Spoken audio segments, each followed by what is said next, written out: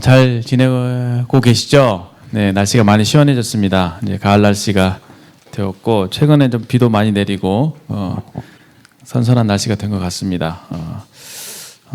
오늘 이렇게 오다 보니까 또 플리마켓 한다고 이렇게 여러 형제 자매님들이 이렇게 준비하시는 모습을 보게 됐습니다. 이렇게 막 좀 약간 축제, 약간 그런 분위기, 시장 분위기, 그래서 너무 좀 들뜨게 되는 것 같은데 저도. 그래서 뭘 살까, 어떤 걸 또 사다 줄까 이런 생각을 하게 되더라고요. 그래서 좀 분위기에 취해서 그런지 청년회 할 수 있을까, 또 말씀에 집중할 수 있을까 그런 좀 생각이 들기도 하는데, 그래도 주어진 시간이니까 자, 주님 앞에서 충성스럽게 시간을 또 주님 말씀을 상고하면서 보냈으면 좋겠습니다. 조금 들뜬 마음 가라앉히시고 7시 20분부터 플리마켓 재밌게 할 테니까 기대하시고 그 전까지 열심히 교제에 임해 주시면 감사하겠습니다.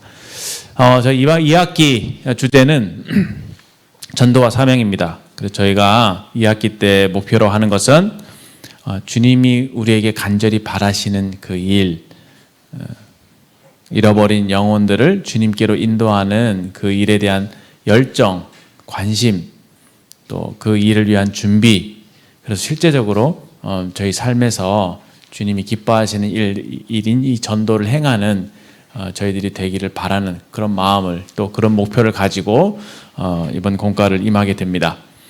지난 시간에는 그 OT 말씀으로서 이 부분에 대한 개략적인 또 소개를 잠깐 드렸던 것 같고요. 이제 오늘은 본격적으로 저희가 공과를 나가게 됩니다.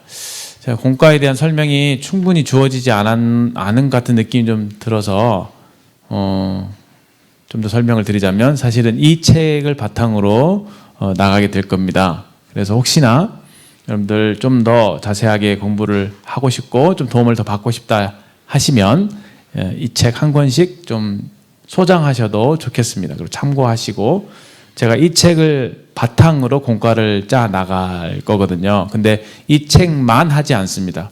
이 책 중간에 전도 뭐랄까 복음 프레젠테이션, 저는 그렇게 쓰거든요. 복음 프레젠테이션이라고, 뭐 복음 파노라마, 뭐 복음 스토리, 뭐라고 말씀하시든 상관없습니다. 복음 프레젠테이션을 5단계로 나누어서 5주간은 복음의 내용에 대해서 집중적으로 할 겁니다. 다다음 시간부터. 근데 오늘은 이 책에 있는 이 내용은 주로 이제 전도자들이 어떻게 준비할 것인가, 그런 내용들이거든요. 그래서 첫 번째 일과로서 전도자의 자세와 소양, 그러니까 전도자가 갖춰야 될 것들은 무엇인가에 대해서 우리가 좀 배우는 거고요. 다음 주에는 일반적으로 어떻게 전도하지? 개인 전도는 일반적으로 어떤 형태로 이루어지지가 다음 주입니다. 이 다음 주는 우리 노명진 선생님께서 이 부분에 대해서 교재를 나누어 주시게 될 겁니다. 여러분들 나눠드린 그 시간표를 보면은 노트 정리 시간이 있죠. 이 노트 정리 시간은 그 다음 주인 복음 프레젠테이션이 시작되는 그 5주간 있을 내용입니다. 아시겠죠? 그 나머지는 복음 프레젠테이션 끝나고 나면 어떤 걸 할 거냐면은 불신자 유형별 전도 방법. 그래서 여러분들이 저를 좀 도와주셔야 됩니다. 여러분들이 살면서 친구 다 있잖아요, 그렇죠? 친구를 만났을 텐데 그 친구들의 영혼의 상태가 다 다르죠. 그래서 친구들한테 받았던 어려운 질문들, 그것을 좀 저한테 가르쳐 주시면, 또 어떻게든 전달해 주시면, 그거를 제가 이제 노명진 선생님한테 전달을 할 겁니다. 그래서 왜냐면 담당이시니까, 그 말씀 담당이시니까. 그래서 그 형제님이 준비하셔서 각 불신자 유형별로 어떻게 답을 하고 어떻게 그들을 잘 도와주고 인도할 것인가, 이것에 대한 내용이 이제 한 2주에 걸쳐서 하게 되고, 또 한 주는 우리 나상유 형제님께서 그 이단에 대해서 저희 좀 공부할 필요가 있잖아요. 그래서 이 이단을 잘 알고 또 어떻게 그들을 잘 이렇게 대처할 것인가, 이런 부분에 대해서도 공부하게 될 것입니다. 그렇게 해서 이제 십과가 구성이 되어져 있습니다. 그래서 그 5번을 빼고는 나머지는 다 이 책을 기반으로 하고 있거든요. 그래서 한 권씩 소장하면 굉장히 좋겠다 생각이 듭니다. 그러니까 전도 훈련에 관한, 개인 전도에 관한 책이 사실 시중에 많지 않아요. 그렇죠? 많지 않습니다. 약간 어떤 느낌이냐면 이 개인 전도 이거는 좀 제가 느끼기에는 그 흔히 브래들리라고 하는 우리 모임에 좀 특화된 것 같아요. 일반 교계에는 잘 없습니다. 왜 그러냐면은 그런 어떤 말씀으로써 영혼들을 그 결신시키고 구원받게 하는 그 활동들이 그렇게 많지 않더라고요. 복음을 물론 이제 훌륭하신 분들이 많이 계시고 교계의 어떤 목사님이나 이런 분들이 말씀을 잘 전하시긴 해요. 복음에 대해서. 그러나 이제 개인 전도에 있어서 굉장히 치밀하고 뭐랄까 전략적이고 이런 면에서 좀 그런 책들이 많지 않습니다. 그래서 이번 하반기 교재는 좀 여러분들 치열하게 고민하시고 공부하셔야 될 부분이라고 생각합니다. 그래서 이제 보통의 경우는 일반 교계에서는 그냥 전도를 하면은 그냥 교회에 데리고 오는 거, 그래서 뭐 크리스찬 되게 하는 거, 예수님 안 믿던 사람이 예수님 믿는다고 얘기하고 교회 나가고 뭐 이런 정도로 생각하거든요. 그리고 좀 더 어드밴스 하면은 삶에서 어떤 어려움이 있었는데 그 어려움 중에서 그 막 마음이 낮아지고 하나님 막 찾았을 때 막 하나님을 나름대로 만나게 됐는데 그 증거가 무슨 방언이 터지고 막 이런 얘기를 많이 해요. 좀 우리가 믿는 믿음, 성경 기반한 믿음과 약간 결이 좀 다르죠.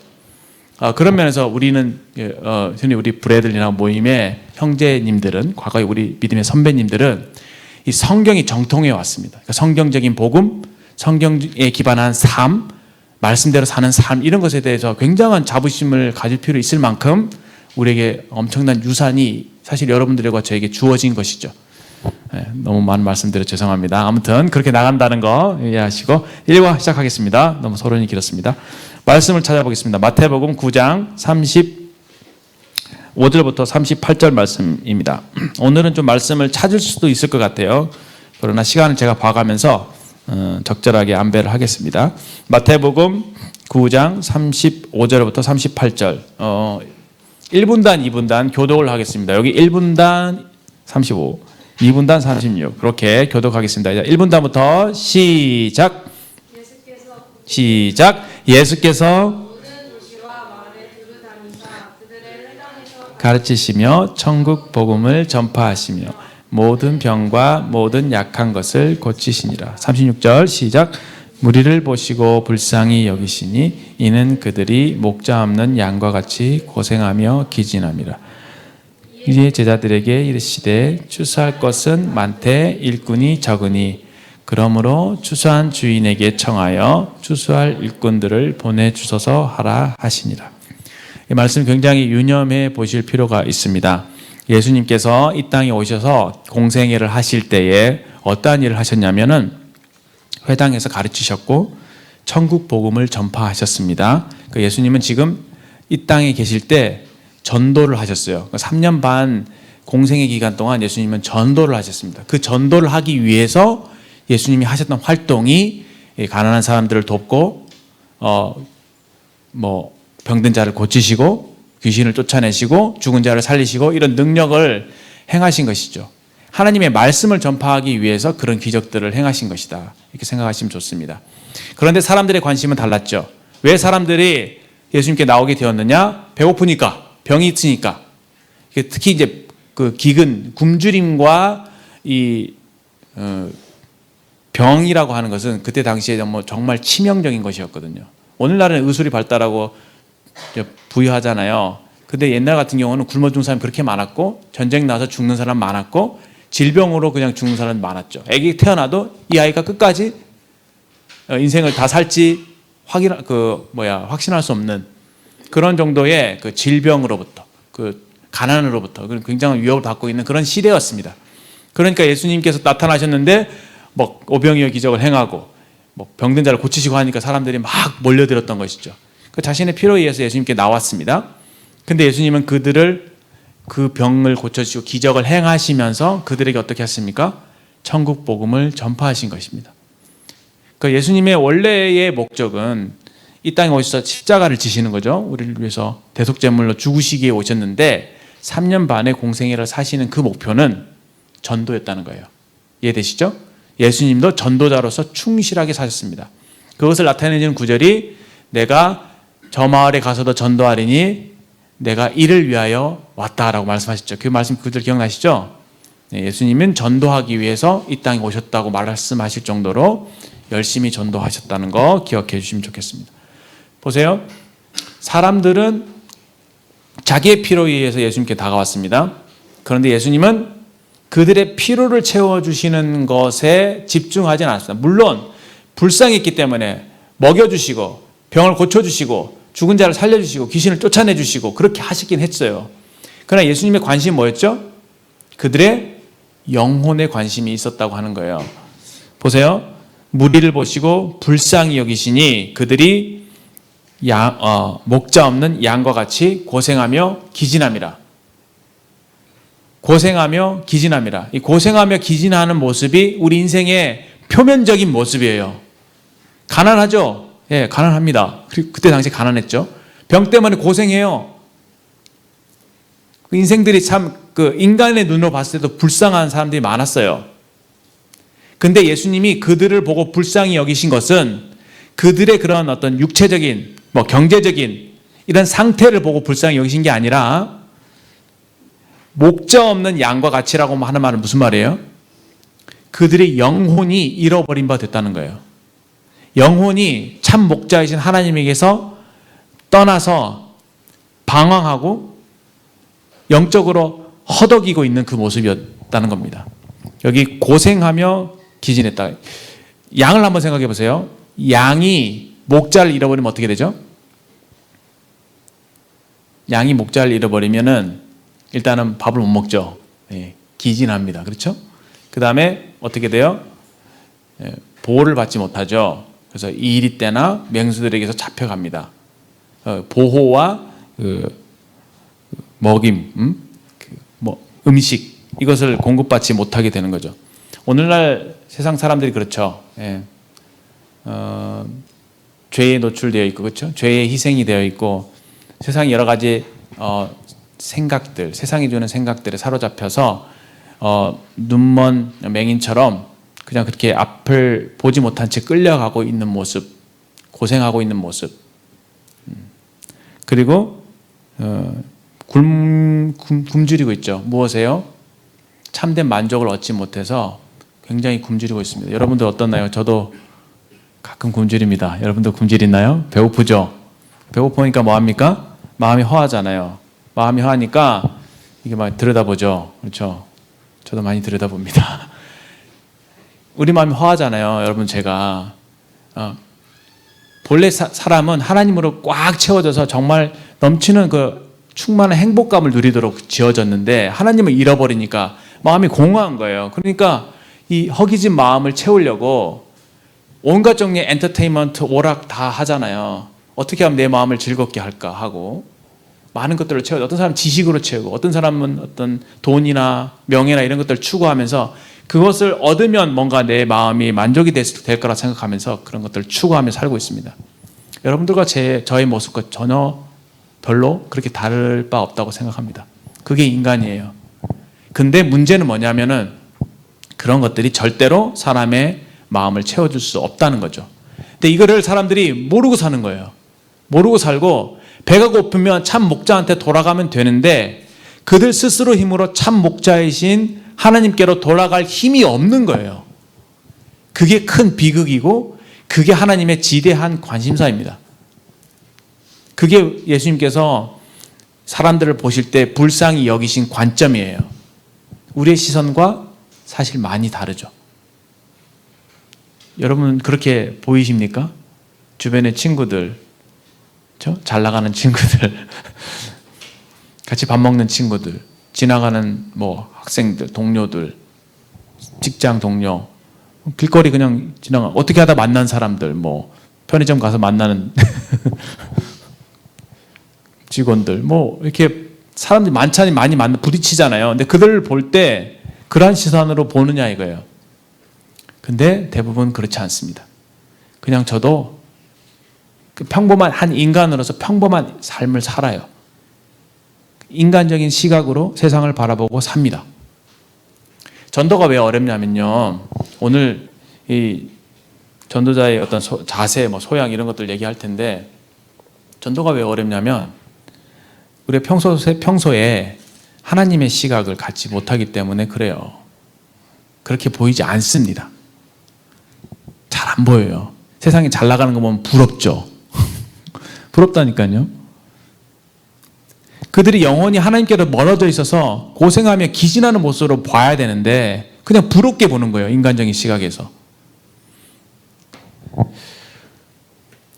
그래서 그 전도자에게 첫 번째로 요구되는 것은 믿음이고, 그 믿음이라고 하는 것은 하나님의 시각에서 세상 사람들을 바라볼 수 있는 그 눈입니다. 그것이 믿음이라고 생각이 됩니다. 그 현실을 볼 때 하나님의 시각에서 현실을 바라볼 수 있는 것, 그것이 믿음이죠. 그리고 또 한 가지 필요한 게 사랑이에요. 그 믿음만 가지고 되지 않습니다. 저 사람들 저렇게 해서 멸망으로 가고 있네, 잃어버린 상태에 있네가 충분하지 않습니다. 그들을 향해서 어떻게 해요? 불쌍히 여기는 마음. 불쌍히 여기는 마음만 있는 것이 아니라 실제로 그들의 영혼을 돕기 위해서 행동하는 것, 그것까지가 사랑이라고 할 수 있겠죠. 저는 이런 질문을 많이 받아요. 또 이런 얘기를 많이 듣죠. 저 형제님은 참 영혼을 사랑하는 마음이 있어. 영혼을 사랑한다는 표현, 여러분들은 어떠세요? 영혼을 사랑하는 마음이 있습니까? 영혼을 사랑하는 마음이 있는 것 같아요? 제가 또 부끄럽습니다. 솔직히 말씀드리면은 영혼을 사랑하는 마음이 있나 내가? 그러니까 인간적으로 사람을 좋아하고 이런 게 아니라 여기 주님처럼 영혼을 사랑하는 마음. 그 영혼을 사랑하는 마음은 첫 번째로 하나님의 시각을 갖는 데서부터 나온다는 거고, 두 번째로 하나님의 사랑에 의해서 그렇게 행동으로 옮겨진다는 것이고요. 믿음, 소망, 사랑까지 했죠. 소망은 뭡니까? 내가 이 영혼에게 전도했을 때 이 영혼이 그 변화받고 구원받아서 팔짝팔짝 뛸 정도로 기뻐하는 모습을 기대하는 것. 그래서 그런 열정을 가지고 전도를 하는 것이죠. 주변에 전도 열심히 하시는 분들 보면은 그 세 가지가 잘 갖춰져 있어요. 그냥 일상을 사는데 인간적인 시각으로 사람을 보지 않고 하나님의 시각에서 보기 때문에 어떻게 이 사람한테 복음을 전해줄까라고 하는 그런 관심을 가지고 기도를 하게 되죠. 그리고 실제로 그 생각만 갖는데 그치는 것이 아니라 행동합니다. 그리고 또 어떻게 합니까? 실제로 복음을 전합니다. 근데 그분들이 싫어하기도 하죠. 힘들죠. 왜냐하면 초대도 해야 되고 시간도 만들어야 되고 뭔가 잘 섬겨줘야 되니까 힘들죠. 힘들 수 있어요. 근데도 사랑을 가지고 그것을 할 뿐만 아니라 소망을 갖습니다. 이렇게 했을 때, 이 영혼이 변화받았을 때 지금은 이렇게 반대하고 싫어해도 나중에 되면 정말 고마워할 정도로 그렇게 달라질 거야. 정말 하나님 역사하셔서 이 사람 구원받으면 정말 하나님께 얼마나 큰 기쁨이 될까. 그런 정말 그 소망을 가지고 그 일을 열심히 합니다. 저는 그런 분들 굉장히 존경스러워요. 저는 그게 진정한 어떤 믿음이지 않나 싶습니다. 그런 면에서 오늘 전도자의 자세에 대한 부분을 한번 전도자에게 어떠한 것들이 구비되어야 하는가입니다. 첫 번째는요, 구원의 확신과 유임을 보시면 됩니다. 구원의 필요에 대한 인식입니다. 구원의 확신과 구원의 필요에 대한 인식. 이제 구원의 확신이 먼저 필요하겠죠. 왜냐하면 자신이 구원받은 경험이 있기 때문에, 바울처럼 자기가 긍휼을 입었기 때문에 다른 사람을 긍휼히 여길 수 있는 거예요. 내가 과거에 고생해서 죄 가운데 살다가 참된 복음을 알고 믿고 변화된 모습들이 내 속에 나타나는 경험이 있기 때문에 같은 어려움을 겪고 있는 분들을 볼 때 정말 도와주고 싶은 마음이 생기는 것이죠. 그래서 많은 경우에 여러분 전도하다 보면은 간증을 주로 하게 돼요. 나도 사실은 옛날에 그랬는데 내 정말 힘들었어. 근데 예수님 만나고 나는데 너 정말 너무 달라졌어. 너무 좋아. 이렇게 말씀하신 분들이 있죠. 제가 항상 얘기하잖아요. 저희 같이 사는 분이 그렇다고. 계속 만나면 간증이 아니면은 자기 얘기가 안 될 정도로 그렇게 간증을 이렇게 하시는 분들이 있습니다. 그래서 먼저 자기가 구원의 확신을 갖는 것이 필요하다. 두 번째는 그 불신자 또는 믿지 않는 그분들을 볼 때 그분들이 정말 구원받을 필요가 있다는 것에 대해서 주님의 시각으로 인식하는 것이다. 이렇게 말씀드릴 수 있습니다. 첫 번째는요, 예수님은 그분들을 어떻게 보시느냐? 영적으로 죽은 자로 보십니다. 아무리 이 세상을 열심히 살아도 하나님의 시각에서는 죽은 자이고, 살아나지 않으면 영원히 하나님께로부터 잊혀지는, 영원히 하나님과 결별하는 그런 사람이 되는 것이죠. 두 번째, 잃어버린 자입니다. 잃어버린 자. 보통 이제 아까도처럼 잃어버린 양의 비유를 많이 하잖아요. 하나님께서 소중하게 여기시는 그 양, 또 소중하게 여기시는 어떤 보물과 같은 인생을 잃어버리신 겁니다. 잃어버려서 그들의 가치를 상실해서 존귀에 처하지만 깨닫지 못함으로 멸망하는 짐승과 같이 사실 멸망의 길로 달려가고 있는 그 운명인 것이죠. 그래서 이 잃어버린 자를 얼마나 하나님께서 간절히 찾고 계시는가 하는 그 아버지의, 그 탕자를 기다리는 아버지의 마음, 잃어버린 양을 찾는 그 목자의 애타는 마음, 그 마음을 저희가 알고 그런 시각을 갖는 것, 그것이 필요하다라고 말씀드릴 수 있습니다. 세 번째는 죄의 종이다. 그들은 뭔가 자기의 인생을 주체적으로 살아가고 있는 것 같지만 결국은 다 죄에 의해서 지배를 당하는 모든 어떤 마음의 동기나 생각이나 이런 것들이 죄악으로부터 나올 수밖에 없는 그런 운명인 것을 보게 되죠. 그 다음에 영적인 맹인이다. 뭔가 자기가 인생을 잘 알고 있는 것 같고 다 깨닫고 있는 것처럼 자신 있게 얘기하지만 결국은 앞에 무엇이 있는지 알지 못하고 그저 끌려가는 영적인 소경과 같다라고 볼 수 있습니다. 그 다음에 하나님과 원수가 되었다. 하나님과 원수되면 얼마나 무서운 상태인지를 우리가 인식할 필요가 있죠. 죄를 짓는 자마다 죄의 종이고, 사실 하나님과 육신의 생각이 원수가 된다고 했잖아요. 그래서 하나님 알지 못하시는 분들은 실제로는 사실 하나님과 원수가 되어 있다고 하는 거예요. 다른 표현으로 하면 하나님께 반역죄를 짓고 있다고 하는 겁니다. 그러니까 정상적인 상태가 아니에요. 특별히 하나님께 어떤 잘못을 해서 죄인이라기보다는 하나님이 내 삶의 주인이 아니고 그 근본을 잃어버리고 인정하지 않고 내가 내 삶의 주인이 되어서 살아가는 것, 그 자체를 하나님께서는 반역이라고 보시는 거예요. 그러니까 이런 거와 같죠. 뭐 비교가 될지는 모르겠지만 우리가 자녀로서 우리를 낳아준 부모님에 대해서 당연히 인식하고, 뭐 효도는 못할지라도 엄마 뭐 부모님 뭐 있죠, 어버이날이나 이럴 때 좀 낳아주셔서 감사합니다라고 하는 약간의 표현 한 마디씩 하고, 그리고 그냥 부모님이니까 같이 있고 부모님으로서 대우해드리고 정도 기본적인 거. 근데 만약에 부모님한테 존댓말도 안 하고 뭐 엄마라 부르지도 않고 너 그러고 그런 사람 없겠지만 그 어머니 존재 자체를 부정해버리고 엄마 싫다고 그러고 연을 끊고 내 마음대로 살겠다고 나가버리고 저는 연락도 안 하고, 그럼 어떻겠어요? 네, 엄마의 마음에 못을 박는 거죠. 그 자체가 폐륜입니다. 그렇죠? 근본을 잇는 거죠. 하나님이 우리를 보실 때 그렇지 않나. 우리를 만드신 분이고 우리를 사랑하시고 우리를 돌보시는 영적인 아버지신데 인간들이 그런 것들을 원치 않아서 하나님께 반역을 일으키고 도마 하나님께로부터 멀리 떨어져 나간 것이죠. 그 다음에 범죄자이다. 물론 이건 사실 많은 죄를 사실 실제적으로 범하고 있죠. 그래서 하나님 보실 때 얼마나 하나님이 죄를 싫어하시는데 그들이 그런 죄악 가운데서 있는가. 그래서 이들의 그런 죄 문제만 해결되면 하나님과 이 관계를 회복할 수 있을 텐데 하는 생각.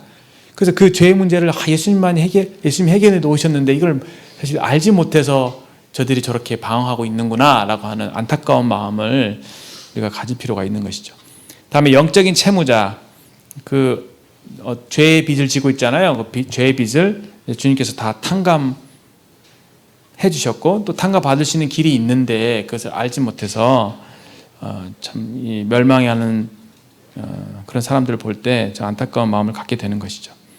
이런 등등의 그 여러 가지 좀 몇 가지를 7가지 정도를 얘기를 했는데 이것 전부 다 하나님께서 그 영혼들을 보시는 시각이다라는 겁니다. 그 시각을 우리도 가지고 영혼들을 대할 수 있어야 된다입니다. 사실 남한테 그분한테 얘기는 하지 않더라도 내 마음속에서는 하나님이 이분을 참 이렇게 불쌍히 보고 계시고 참 이분을 전도하기를 원하시는구나, 안타깝게 여기시는구나, 이런 것들을 마음에 계속 염두하고 두고 있어야 합니다. 그 다음에 전도자는 어떤 것들이 필요하냐? 첫 번째로 중요한 게 하나님과의 관계입니다. 하나님과의 관계. 제가 아까 믿음, 소망, 사랑 3가지 얘기했잖아요. 그 3가지가 어디서 나오게요? 그 3가지가 보통의 우리에게서 나지 않습니다. 그래서 우리가 뭘 합니까? 그래서 큐티를 하는 거예요. 그냥 살면요, 말씀 안 보고 기도 안 하잖아요.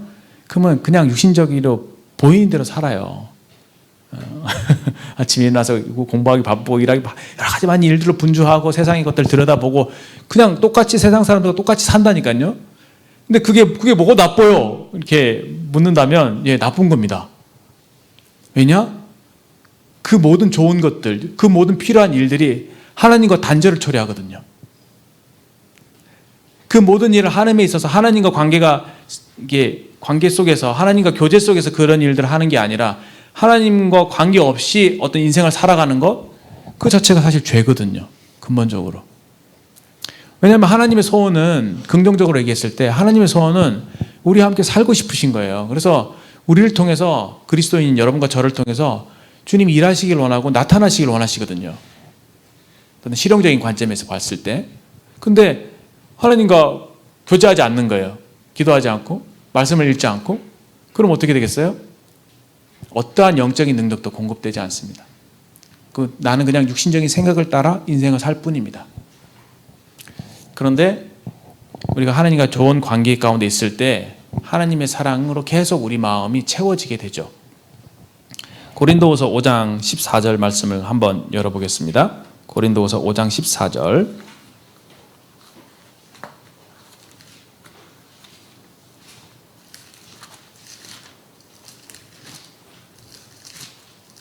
고린도서 5장 14절 15절을 다 같이 읽겠습니다. 시작. 그리스도의 사랑이 우리를 강권하시는도다. 우리가 생각하건대 한 사람이 모든 사람을 대신하여 죽었은즉 모든 사람이 죽은 것이라. 그가 모든 사람을 대신하여 죽으심은 살아있는 자들로 하여금 다시는 그들 자신을 위하여 살지 않고 오직 그들을 대신하여 죽었다가 다시 살아나신 이를 위하여 살게 하려 함이라. 14절에 하나님의 사랑이 우리를 강권하신대요. 강권하신다는 말은 강제하신다, 강요하신다라는 뜻이에요. 그렇게 생각하기 쉽지 않은데 참 흥미로운 표현이죠.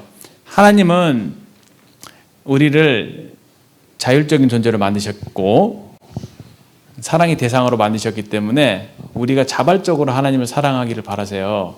그 사랑은 강요하는 게 아닙니다. 그런데 하나님의 사랑이 얼마나 컸는지 하나님의 사랑에 의해서 엄청난 강요를 받고 있는 것처럼 바울이 느낀 거예요. 사랑에 감동이 되어서 사랑의 힘에 이끌림 바 되었다는 겁니다. 하나님의 사랑이 우리 마음을 강하게 움직이신다. 바울은 그런 마음이었습니다. 그리고 우리가 생각하건대 한 사람이 모든 사람을 대신하여 죽었은즉 모든 사람이 죽은 것이라. 그가 모든 사람을 대신하여 죽으신 이유가 살아있는 자들로 하여금 다시는 그들 자신을 위하여 살지 않고 오직 그들을 대신하여 죽었다가 다시 살아나신 이를 위하여 살게 하려 하심이라. 하나님께서, 주님께서 우리를 대신하여 죽으신 이유가 다시는 우리 자신을 위해 살지 않고 주님을 위해 살도록 우리를 위해 죽으셨다라는 표현입니다. 바울은 이 사실을 알고 그 주님의 사랑을 깊이 깨닫고 주님을 위해서 어떻게 복음을 전할 것인가를 생각하고 그 길을 갔던 것을 봅니다. 그래서 우리가 날마다 하나님과 좋은 관계 속에 있게 될 때 하나님의 사랑이 우리 마음에 계속 부음바 되어지고 그 사랑이 충만하게 될 때 자연스럽게 주변 영혼들에게 전도하고 싶은 마음이 생겨나는 것이죠. 그리고 실제로 뭐 전도하려고 하는 그런 뭐 그렇게 하려고 하지 않아도 그냥 만나는 사람들에게 자연스럽게 그런 넉넉함들이 그냥 흘러 넘치는 거죠. 어떤 표정에서나 말투에서나 어떤 작은 친절에 있어서 그냥 그 사람에 대한 그 어떤 그리스도의 사랑이 이렇게 흘러가게 되는. 그래서 뭔가 볼 때 참 쟤는 좀 뭔가 좀 다른 것 같아. 역시 교회 다니는 애들은 달라. 이런 정도의 느낌을 주님 알지 못하시는 분들이 받게 된다라는 것입니다. 그래서 이 사랑은 사실 흘러 넘치는 것이다. 그러나 우리에게서 나지 않기 때문에 우리가 늘 주님을 만나야 한다. 주님과의 올바른 관계가 필요하고 세 번째는요, 말씀에 대한 지식입니다. 이건 우리가 삶으로 주님을 전하는 것도 필요하지만 하나님 말씀이 힘이 있기 때문에 말씀을 잘 전해줄 수 있어야 하는 것이죠. 사실 전도라는 것은 길을 가르쳐 주는 거잖아요. 그래서 어떤 면에서 사람이 어떻게 구원받느냐 했을 때 사람의 말에 의해서 설득당하거나 변화되는 것이라기보다는 하나님의 말씀이 역사할 때, 또 성령님께서 그 하나님 말씀이 그 마음 가운데 탁 믿어지게 했을 때 그때 그 영혼이 변화가 되는 것이죠. 그런 면에서 전도해야 될 우리들은 너무 지나친 자신감을 가질 필요도 없고 지나치게 소극적일 필요도 없는 것입니다. 그냥 주님의 인도를 구하고 주님이 나를 인도하시는 대로, 성령이 감동을 주시는 대로 그 영혼에게 필요한 말씀을 그냥 전해주는, 그랬을 때 그 영혼이 내 말 때문이 아니라 내가 전하는 하나님 말씀이 힘이 있기 때문에 변화가 되는 것이다. 그래서 제가 이번 학기 동안 하고자 하는 것이 그 말씀의 무기를 장착하는 연습을 하는 겁니다. 근데 제가 이번 주에 바빠갖고 암송 구절을 준비 못했네요. 가만히 저기 형제님 보니까 생각이 나요. 죄송합니다. 오늘도 어제도 차가 터져갖고 공사에 하루 종일 이제 좀 이렇게 신랑이 버리다가 왔는데 아직도 차가 고쳐지지 않고 집에서 사무실에서 컴퓨터 하는데 컴퓨터 고장이 나갖고 너무 오래돼서 그런지 다운이 돼갖고 뭐 작업하던 것들이 좀 이제 날아가고 그랬습니다. 그래서 고장이 2번이나 나는데 제 영혼을 돌아보게 됩니다. 제 영혼이 고장 났나? 생각이 좀 들기도 하고. 아무튼 좀 죄송합니다. 까먹었어요. 제가 이렇게 깜빡깜빡합니다. 그 복음 프리젠테이션, 그렇죠?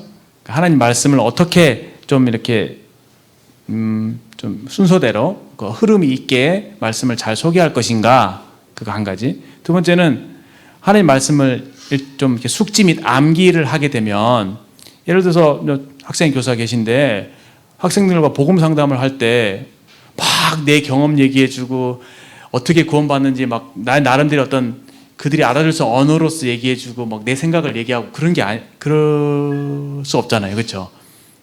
네, 그렇게 해서 잘 되면 좋은데 사람 영혼은 상태가 다 다르기 때문에 그렇게 해서 구원받게 하기가 쉽지 않아요. 결국은 어떻게 해야 되냐? 말씀 구절 암기해 놨다가 펴서 보여주고 읽게끔 하고 깨닫게끔 도와주는 것 뿐이에요. 성령님 의지하면서. 그리고 그 영혼과 잘 대화하면서 이 학생의 마음에 이런 부분이 풀리지 않는 게 있네? 이런 것들을 간파할 때 그 영혼에게 맞는 말씀을 생각해내서 펼쳐서 보여주는 거예요. 그런 방식의 전도가 이루어집니다. 그 말씀 한마디, 한 구절, 한 단어에서부터 이렇게 확 변화가 일어나게 되면 의외로 쉽게 구원 문제가 풀리게 되기도 하거든요. 아무튼 말씀 지식이 필요하다. 왜냐하면 우리가 구원받는 것이 하나님 말씀의 씨앗으로 되어진 것이기 때문이다라고 말씀드릴 수 있습니다. 네 번째, 경건한 생활입니다. 이거는 어떤 영적인 도덕적인 어떤 삶, 그럼 인격 이런 것과 관계가 있는 부분인데 자기 몸을 이제 드리는 어떤 희생적인 삶, 그다음에 기도에 의지하는 삶, 이것입니다. 특별히 이제 기도가 중요한데 뭐 다음 주에 일반적인 전도 방법 할 때 여러분들에게 좀 소개가 될지 모르겠지만 전도를 위해서 제일 먼저 해야 될 것은 뭐냐면 기도입니다. 기도. 왜냐하면 전도와 영혼을 구원하는 일은 하나님이 하시는 일이고 그 일에 여러분과 저를 사용하시는 거니까 우리는 하나님의 도구가 되어야 되는 것이죠. 그렇죠? 그러면은 내가 어떤 계획해서 내 생각대로 하는 게 아니라 하나님께서 지금 어디서 누구에게 일을 하고 계시는가에 레이더를 켜고 있어야겠죠. 그것이 뭐냐면 기도예요.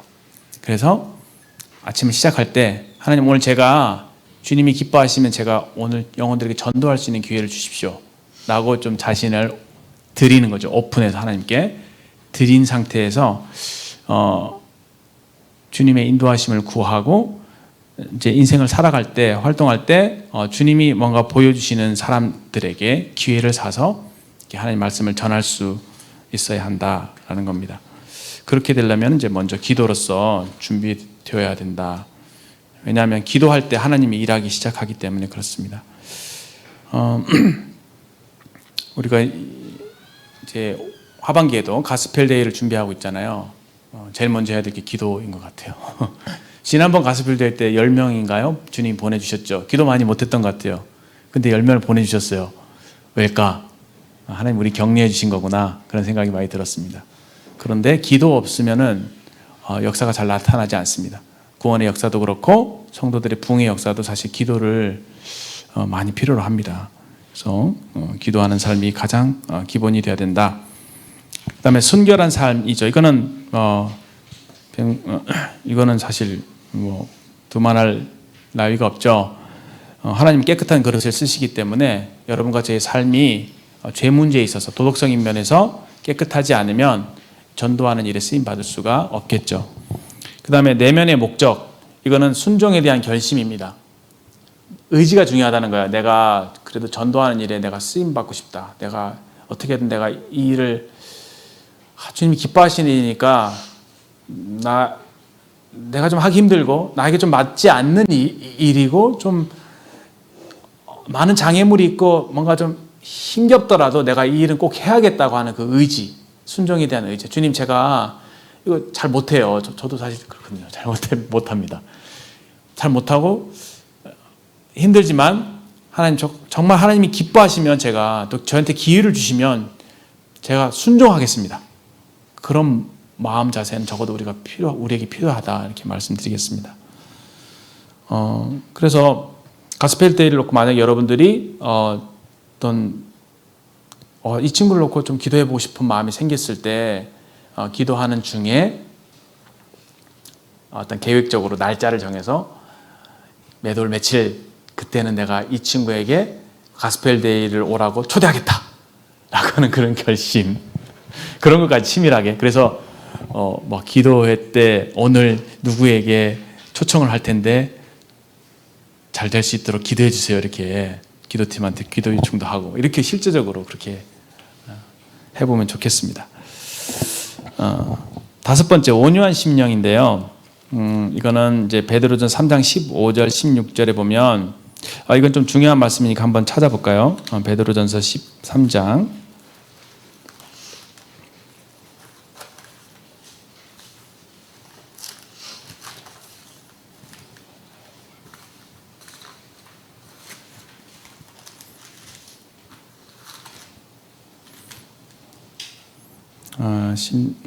3장 15절. 자, 한번 다 같이 읽어보겠습니다. 시작. 너희 마음에 그리스도를 주로 삼아 거룩하게 하고 너희 속에 있는 소망에 관한 이유를 묻는 자에게는 대답할 것을 항상 준비하되 온유와 두려움으로 하고. 15절. 네. 시작. 선한 양심을 가지라. 이는 그리스도 안에 있는 너희의 선행을 욕하는 자들로 그 비방하는 일에 부끄러움을 당하게 하려 함이라. 좀 말씀이 조금 어렵긴 하지만 15절에 특별히 그 두 번째 줄에 너희 속에 있는 소망에 관한 이유를 묻는 자에게는, 여러분 주변의 친구들이나 이렇게 여러분 삶을 볼 때, 너는 뭐가 그렇게 좋니? 너는 뭘 그렇게 바라고 사니? 뭘 기대하고 있니? 너는 왜 그런데 어떤 관심사가 있니? 이렇게 물어보잖아요. 소망에 관해서. 그때 대답할 말을 미리 준비해 놓으래요. 누군가 나한테 물어오면, 예를 들어서 뭐 학식 먹다가 기도하는데, 뭐야, 너 기도하냐? 뭐 교회 다니냐? 교회 왜 다녀? 이런 질문을 받잖아요. 그러면 기회잖아요. 그렇죠? 그 짧은 말로 옳기를 할 수 있는 정말 그 납득이 될 만한 그 자기만의 그 이유, 이것을 마음에 준비해 놓고 있으라는 거예요. 뭐 기독교에 대해서 질문하잖아요. 교회 다니는 사람 왜 그렇고, 기독교의 어떤 내용들에 대해서 하나님 살아계신다면 왜 이 땅에 이런 불행들이 있고, 저기 무고한 사람들이 죽어가는 모습을 볼 때 하나님 상황이 선하시냐, 뭐 이런 얘기 하잖아요. 신이 있다면. 그런 것들 일반적으로 기독교 공격하기 위해서 질문들을 하잖아요. 그거에 대해서 불쾌하거나 회피하거나 그러지 말고, 기회다 싶어서 옳기를 할 수 있는 명확한 답변을 가지고 있어야 된다는 겁니다. 쉽게 설명을 하면. 그런데 그 태도에 있어서 온유와 두려움으로 하래요. 온유와 두려움. 특히 온유함으로 하래요. 그러니까 우리가 어떤 이런 복음을 전하거나 기독교나 하나님 믿는 것에 대해서 설명할 때, 나눠줄 때 그 사람을 최대한 존중히 여기는 마음으로, 그리고 논쟁에서 이긴다는 생각보다는 논쟁이 져도 됩니다. 그냥 그 예수님의 그 어떠하심에 대해서 순수하게, 그냥 그 순수한 빛, 순수하게 예수님에 대해서 그대로 있는 그대로 겸손하게, 온유하게, 나는 그래, 너가 그렇게 생각할 수 있고 좀 이상하게 보일 수도 있지만 나는 모르겠어요. 다른 어떤 신이 나를 위해서 죽어준 신이 없는데 예수님은 나를 위해 죽어주셨을 만큼 나를 사랑하셨대. 그래서 난 예수님 믿어. 그냥 완전 순수하게 이해하지 못할지라도 순수하게, 온유하게, 겸손하게, 그냥 하나님 말씀을 의지하는 마음으로 그렇게 하는 게 진정한 전도이지 않나 싶습니다. 대신에 조금 너무 이제 4차원적인 얘기보다는 그래도 어느 정도 우리 이성적으로는 납득할 수 있을 만큼의 그런 어떤 전달력은 필요하겠죠. 태도에 관한 부분이었습니다. 그 다음에 5번째는 용기입니다. 사람을 두려워하면 올무에 빠진다고 하잖아요. 근데 사람을 두려워하지 말아야 된다. 그 예레미야가 이런 면에서 참 많이 소극적이고 위축되어 있었어요. 저는 아이이기 때문에 아이가 아니라 어린아이이기 때문에 말할 줄 몰라요. 그러니까 하나님이 너는 아이라고 얘기하지 말고 담대히 내가 주는 말을 가서 전해라고 했습니다. 예레미야서를 여러분 읽고 있잖아요. 근데 예레미야서를 읽으면 우리에게 참 그 위로가 됩니다. 왜 그러냐면 예레미야 때에 예레미야 말을 듣고 회개한 사람이 한 사람도 없었거든요. 정말 외로운 선지자였어요. 그냥 맨날 울고만 다녔어요. 이렇게. 그리고 구덩이에 빠지잖아요. 그렇죠? 아무도 예레미야 말을 믿어주지 않았어요. 근데 우리는 안 그렇거든요. 그 정도까지는 아니잖아요. 예레미야 보면서 용기를 내시기 바랍니다. 하나님이 일하시면 다 됩니다. 그래서 이렇게 하기보다는 제가 제안을 드린 것은 뭐냐면은 정말 기도하셔야 된다는 거고요. 내가 타겟을 정하는 것보다는 주님이 좀 보여주시는 사람에게 전하는 게 더 효과적이다라는 겁니다. 그러니까 준비된 영혼. 그래서 주님 앞에 기도할 때 하나님 제게 준비된 영혼을 보여주십시오. 실제로 그렇습니다. 준비되지 않은 사람한테 억지로 저 그런 적 있거든요. 사실 전도훈련 간다고 노방전도 한 적 있습니다. 나가서 아무나 붙잡고 하는데 해야 된다고 하는 의무감과 열정 때문에 이 사람이 전혀 마음의 준비가 안 돼 있는데 좀 이렇게 진리로 그냥 폭력을 가하듯이 다다닥 그러신 분들 있죠. 길에 가다가 그 말씀을 선포하시는 분들 있잖아요. 그렇게 하면 좀 이렇게 효과가 떨어지겠죠. 준비되어 있지 않았기 때문에. 그래서 하나님께서 일하고 계십니다. 사람들 마음속에. 그 준비된 영혼들이 분명히 있어요. 그렇기 때문에 내가 영혼을 정하면 안 돼요. 내 친구니까 내가 이 사람을 꼭 전도해서 구원받게 하지 이렇게 하면 안 되고 하나님이 지금 누구한테 일하고 있는지를 잘 분별해야 되는 거예요. 그럴 때 이제 어떻게 하냐면 이제 고구마 전도법이라고 옛날에 고구마가 찔러본다고 하잖아요. 옛날에 그 고구마 책이 있어요. 고구마 전도왕이라고. 근데 그분이 하셨던 방법이 이제 젓가락을 갖고 다니면서 찔러본대요. 그게 무슨 말이냐면은 이제 툭툭 예수님 믿읍시다 이렇게 가볍게 전도를 한대요. 근데 그렇게 질문을 툭 던지면은 답변이 올 거 아니에요. 그러면은 막 이렇게 강경하게 반대하고 막 그러시는 분들은 아직 그 딱딱한 고구마, 익지 않은 고구마래요. 근데 이렇게 뭔가 그 말에 대해서 뭔가 더 얘기하려고 하고 뭔가 반응을 보이는 것은 그 삶이 뭔가 어떤 이슈가 있는 거예요. 하나님이 낮추신 거예요. 그래서 어떤 그런 부분에 관심을 갖게 된 겁니다. 그 준비된 영혼이죠. 찔러보면 쑥 들어가는 영혼들이 있다는 거예요. 그러니까 하나님께서 이 사람이 지금 준비시고 계시구나. 이거를 깨닫게 될 때 그 대화를 이어갈 수 있는 것이죠. 제가 여기 우리 청년들 중에서도 그런 분의 간증을 제가 들은 것 같기도 한데, 그렇죠? 그 계속 알던 사이였는데 어느 순간인가 이렇게 만났는데 이렇게 마음이 준비가 되어 있어서 가스빌드에게 초대하고 계속 구원받고 이런 얘기가 좀 들린 것 같습니다. 그렇죠? 하나님이 일하고 계세요. 정말 마음이 낮아진 영혼들, 그런 영혼들을 우리에게 보여주시도록 우리가 기도하고 찾아내야 될 것입니다. 주도권이 하나님께 있다. 그래서 하나님이 일하시니까 우리는 따라가는 것이다. 그리고 조금의 용기가 필요하다. 이렇게 말씀드리겠습니다. 그 다음에 접근의 지혜입니다. 이거는 조금 기술이 필요한 거예요. 이거는 여러분들이 잘 하시는 거라고 생각합니다. 소통의 기술. 전도할 때 많은 분들이 실패하는 이유가 소통을 못해서라고 합니다. 소통을 못한다는 것은 어떻게 표현할까요? 이렇게 표현해 봅시다. 전도하는 건요, 마치 의사가 그 환자를 진단하고 그 환자에게 맞는 약을 처방해서 병을 낫게 해주는 것과 똑같습니다. 그런데 왜 실패하냐면 진단을 제대로 하지 않기 때문에 실패하는 거예요. 그 영혼의 그 환자에게 다른 약을 막 주는 거죠. 엉뚱한 약을 줌으로 인해서 실패하는 경우가 많다. 그래서 그렇게 이 사람의 영혼에 대해서 잘 진단하고 파악하기 위해서는 잘 대화를 해야 됩니다. 그래서 이 사람의 인생 깊숙한 곳으로 들어가야 되는 거예요.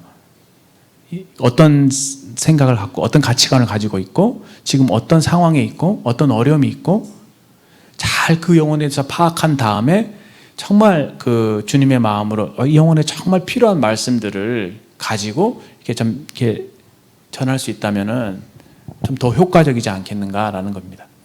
실제로 그래요. 전도에 있어서는 접근 단계가 굉장히 중요합니다. 접근하고 진단하는 단계. 이게 잘 되잖아요. 그 뒤는 너무 쉽게 풀리는 경우가 많습니다.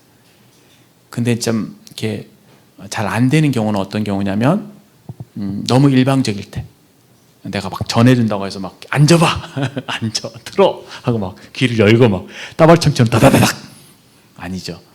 잘 대화하면서 피드백을 받아가면서 이렇게 그 영혼에 필요한 말씀을 딱 전해주시면 좋겠다 싶습니다. 접근의 지혜, 재치가 중요합니다. 요한복음 4장을 보시면 예수님께서 사마리아 여인에게 전도하시는 모습을 보면은 참 인격적이죠. 그렇죠? 그 여인에게 다가가셔갖고 먼저 대화를 시도하시잖아요. 접근. 덜쩍 주저한 다음에 여자여 먼저 부르죠. 그 다음에 나에게 물 좀 달라. 물이라고 하는 공통 관심사로서 대화의 포문을 여셨습니다. 그 물이라고 하는 공통 관심사를 통해서 예수님이 참된 만족을 줄 수 있는 생수를 줄 수 있는 분이라는 것을 어필하시는 그 방식으로 대화를 이끌어 가십니다. 중간에 그 여인이 대화의 방향을 틀 때에도 예수님은 능숙하게 대처하시면서 그렇죠?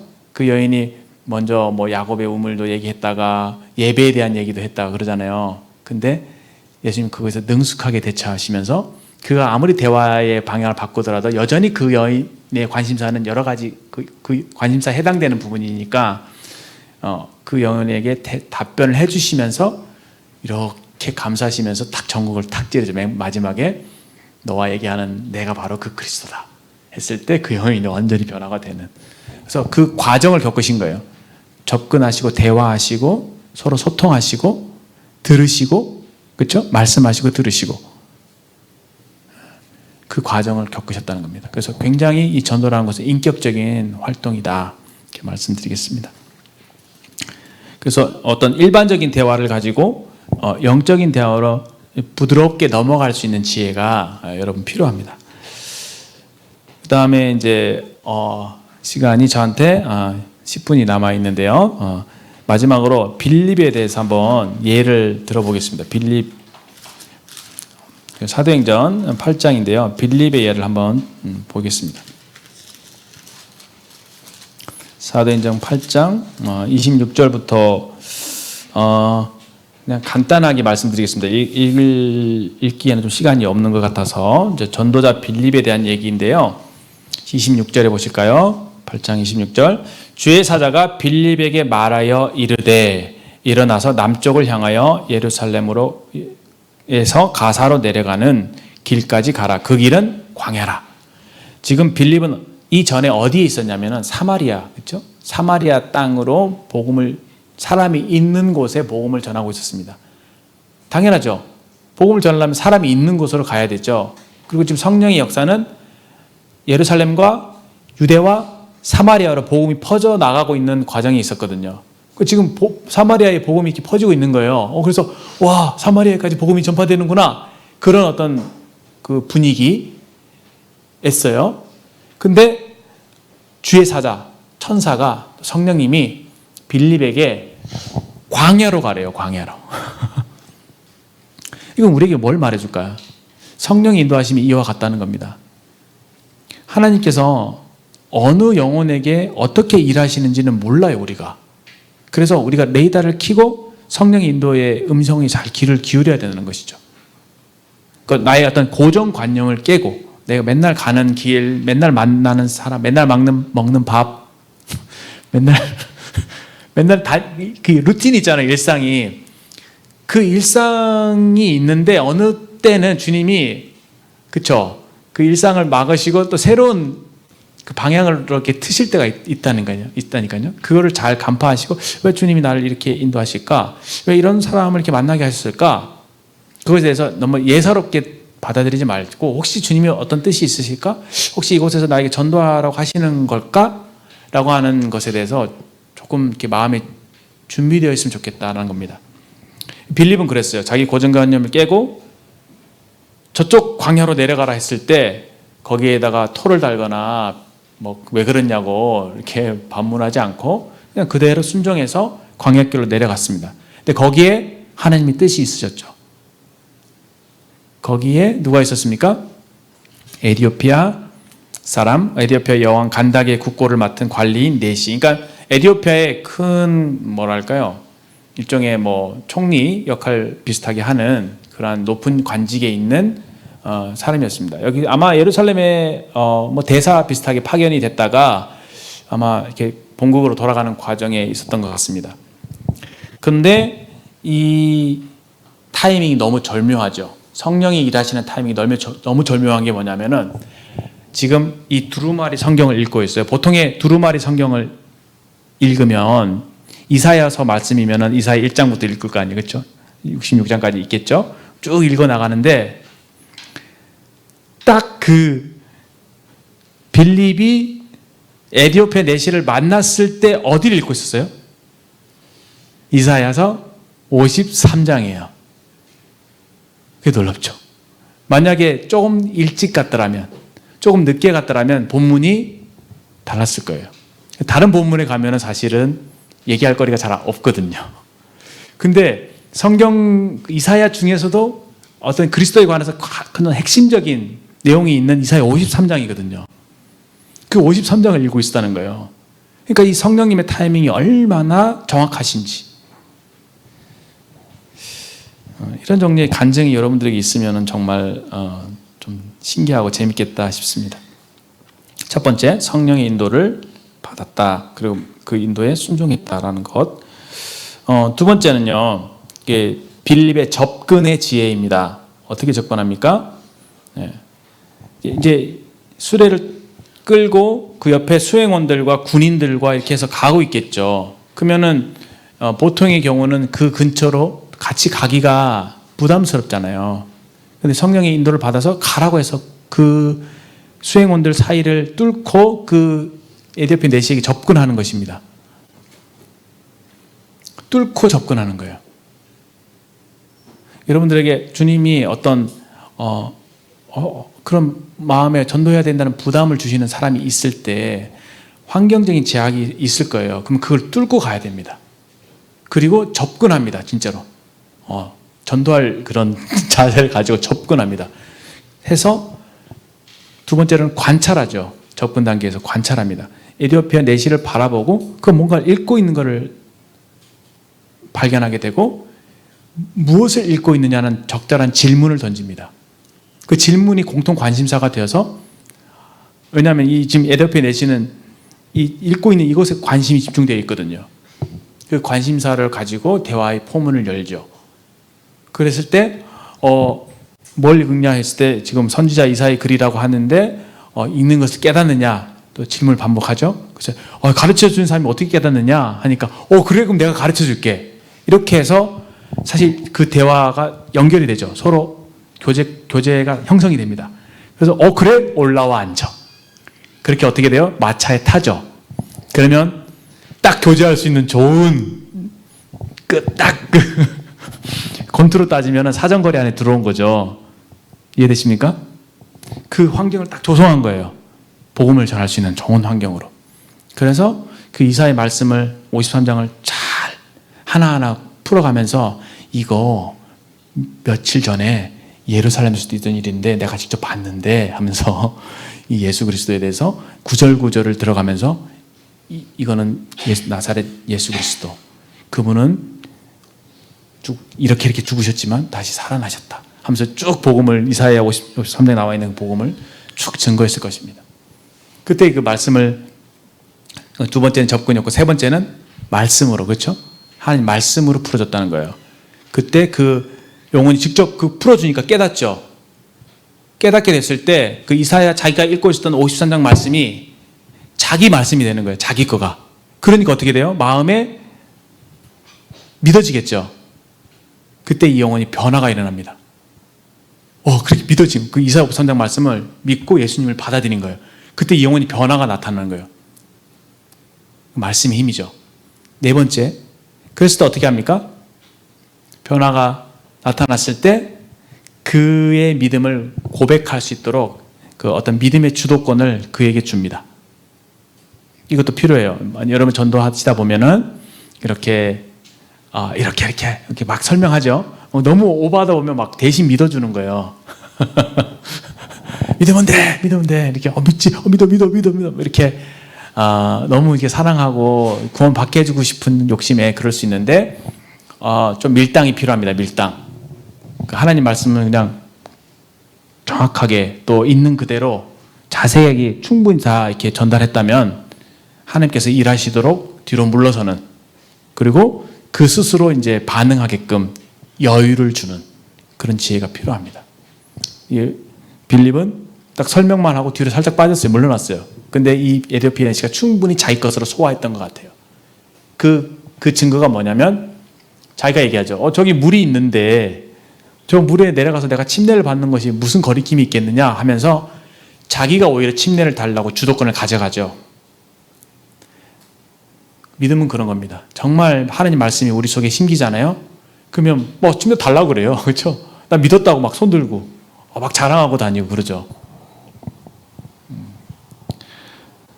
에티오피아 내시는 그렇게 했습니다. 그리고 마지막으로 전도하고 난 뒤에 어떻게 했냐면은 39절에 둘이 물에서 올라올새 주의 영이 빌립을 이끌어 간지라 내시는 기쁘게 길을 가므로 그를 다시 보지 못하니라.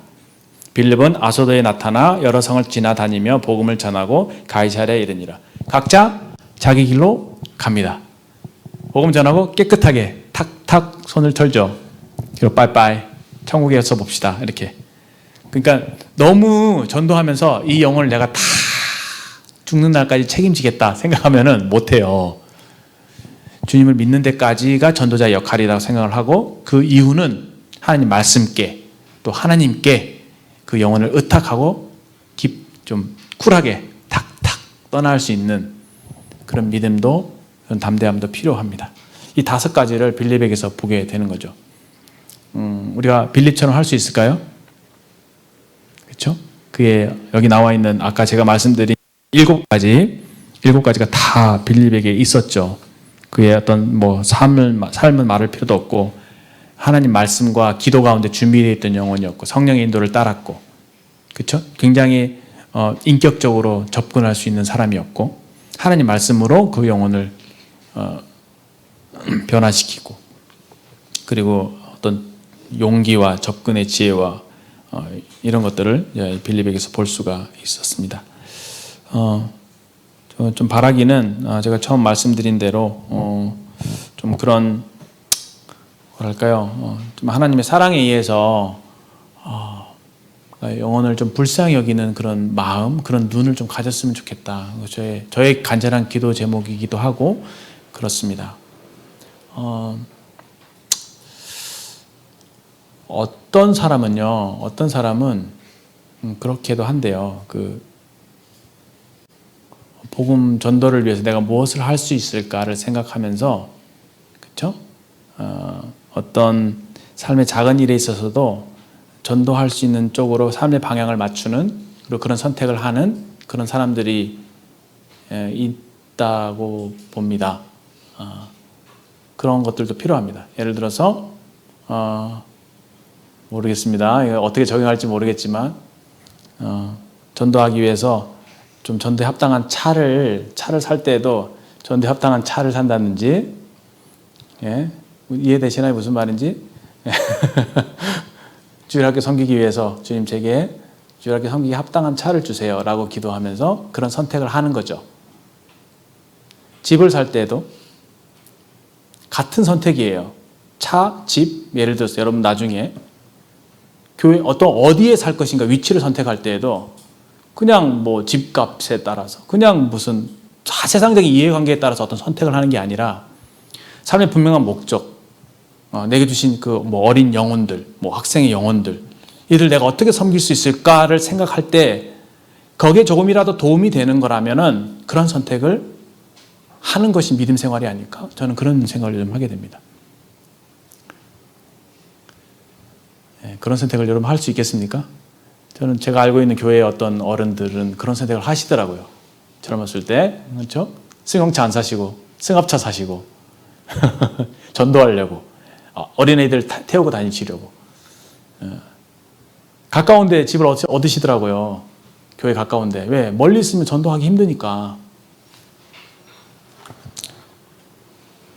좀 저희들이 창의적인 고민을 했으면 좋겠습니다. 창의적인 고민. 이 다음 세대 전도하기 어렵다잖아요. 지금 주일학교 학생들 보세요. 대부분 성도 자녀들이죠. 어떻게 하면 이 성도 자녀가 아닌 외부의 아이들을 좀 이렇게 데려올 수 있을까? 이런 고민들을 하시나요? 그걸 위해서 나 뭘 할 수 있을까를 고민하시나요? 그런 고민 같이 했으면 좋겠습니다. 저도 잘 부족한 부분이지만 같이 고민해 봤으면 좋겠습니다. 교회가 그런 쪽으로 맞춰져 있지 않고 자꾸 외부로 나가고 이렇게 외부로 나가지 않으면 좀 앞으로는 좀 힘들지 않을까 싶습니다. 그래서 여러분들이 다음 세대도 좀 위해서 기도하시고 좀 생각하셔서 그럼 지혜를 모아주시고 또 교회가 그런 방향으로 나아갈 수 있도록 함께 또 여러분들이 다음 세대니까 한번 함께 고민해 주시고 성장해 가기를 좀 바라는 마음이 있습니다. 너무 많은 잔소리를 했네요. 그래도 시간 필요한 얘기 했다고 생각합니다. 자, 기도하고 마치겠습니다. 하나님 아버지 감사합니다. 주님이 참 하늘나라의 편안함에 안주하시고 자신의 영광에 그냥 만족하고 계셨더라면 이 땅에 내려오실 수 없으셨을 겁니다. 자기 영광을 버리시고 하나님의 영광과 기쁨을 생각하시며 그 뜻을 이루시기 위해 하셔서 자신을 사람의 모양으로 낮추시고 또 우리가 주님이 찾아오시지 않으시면 영원히 멸망당할 것을 아셨기 때문에 우리를 불쌍히 여기심으로 우리를 위해서 또 이 땅에 찾아와 주신 것을 저희들이 믿고 있습니다. 그런 주님의 희생이 있었기에, 그런 주님의 헌신이 있었기에 저희가 지금 구원받고 주님을 섬길 수 있음을 인해서 감사합니다. 우리에게 참 소망을 주시려고 자신의 좋은 것들을 다 포기하시고 희생하신 우리 주님의 그 넓으신 사랑에 참 감사를 드리고 이제 주님이 그와 같은 주님의 삶으로 우리를 초대하고 계시는데 주님 이 부분이 저에게 많이 부족할지라도 주님이 기뻐하시는 일이기에 저희들이 배우기를 원하고 조금이나마 훈련해 나가기를 원합니다. 주님이 영혼들을 불쌍히 여기듯이 저희들도 참 그런 주님의 마음으로 세상을 바라볼 수 있도록 도와주시고 어찌하든지 주님께 귀하게 쓰임받는 자들 되도록 주님이 인도해 주시기를 구합니다. 이후에 모든 교회도 주님께 의탁을 드려오며 주신 말씀 감사할 때 예수님의 귀하신 이름으로 감사하며 기도합니다. 아멘. 네, 감사합니다.